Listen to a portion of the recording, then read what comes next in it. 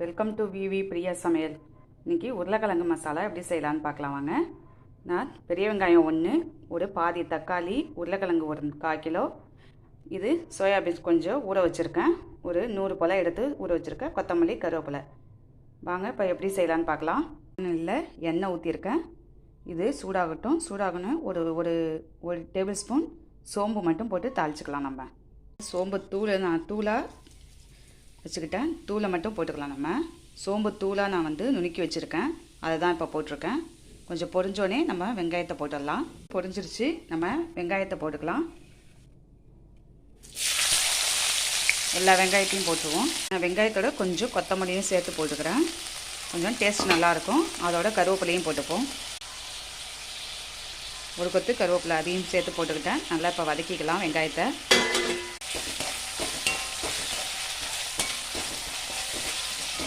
போதே நம்ம உப்பு சேர்த்துக்கலாம், அளவுக்கு வதங்கினா போதும். அடுத்தது நம்ம தக்காளி சேர்த்துக்கணும். தக்காளி தான் சேர்த்துருக்கேன், அப்படியே ஒரு புளிஞ்சூட்டா மாதிரி போட்டுக்கோங்க, ஏன்னா அப்போ தான் நல்லா வதங்கியிருக்கும். தக்காளி வேணும்னா சேர்த்துக்கலாம், இல்லைன்னா வேண்டாம். நான் அதுக்காக தான் ஒரு அரை தக்காளி சேர்த்துருக்கேன். கொஞ்சம் லைட்டாக ஒரு புளிப்பு டேஸ்ட் இருந்தால் நல்லாயிருக்கும். மஞ்சத்தூள் சேர்த்துக்கலாம், சின்ன ஸ்பூனால். இது தனி மிளகாத்தூள் தான், ஒரு ஸ்பூன், ஒரு அரை ஸ்பூன் சேர்த்து போட்டுக்கிறேன். உங்களுக்கு எவ்வளோ காரம் வேணுமோ அதுக்கேற்ற மாதிரி நீங்கள் போட்டுக்கிறேன். சோயாவை சேர்த்து நல்லா பரட்டி விட்டுக்கலாம்.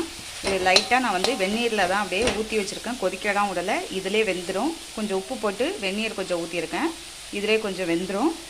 நம்ம சோயா ஃபஸ்ட்டு இது இருக்கலாம், ஏன்னா உருளைக்கிழங்கு நம்ம வேக வச்சதுனால அது அப்படியே இருக்கட்டும். இது கொஞ்சம் லைட்டாக தண்ணி ஊற்றி வேக வச்சுட்டு அதையும் போட்டுக்கலாம், உருளைக்கிழங்கையும் போட்டு பரட்டிக்கலாம். கொஞ்சமாக தண்ணி ஊற்றிக்கிறேன். இப்போ லைட்டாக ஊற்றினா போதும், அந்த பச்சை வாசனை போகிறதுக்கு தான் லைட்டாக ஊற்றிப்போம்.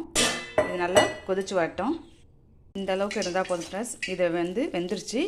இப்போ நம்ம உருளைக்கிழங்கையும் போட்டுக்கலாம், ஏன்னா கொஞ்சம் நல்லா வேகணும்ல, அதனால் உருளைக்கிழங்கையும் போட்டுப்போம். கிழங்கு ரெடி ஆயிடுச்சு, சாதம் வச்சாச்சு. இப்போ அப்பளம் பொரிச்சுக்கலாம்.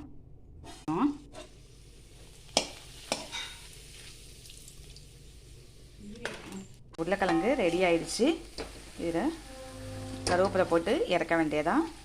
உருளைக்கிழங்கு ரெடி. இந்த மசாலா சாப்பிட்டு பாருங்கள், சூப்பராக இருக்கும். ரசம் வச்சு இல்லைன்னா கீரை தண்ணி சாறு இது மாதிரிலாம் வச்சு சாப்பிட்டிங்கன்னா சூப்பராக இருக்கும். லஞ்ச் ஃப்ரெண்ட்ஸ், சூடான சாதம், கீரை தண்ணீர் சாறு, முருங்கைக்கீரை தண்ணீர் சாறு தான் ஃப்ரெண்ட்ஸ். அப்பளம், இது அப்பளம் வைக்கிறதுக்காக நாங்கள் வாங்கினது. எப்படி இருக்குன்னு சொல்லுங்கள் ஃப்ரெண்ட்ஸ். எண்ணெய்லாம் அப்படியே கீழே வடிச்சு. உருளைக்கிழங்கு மசாலா உங்களுக்கு பிடிச்சிருந்தால் லைக் பண்ணுங்கள், ஷேர் பண்ணுங்கள், கமெண்ட் பண்ணுங்கள். Thank you friends. வாங்க ஃப்ரெண்ட்ஸ் சாப்பிட்லாம்.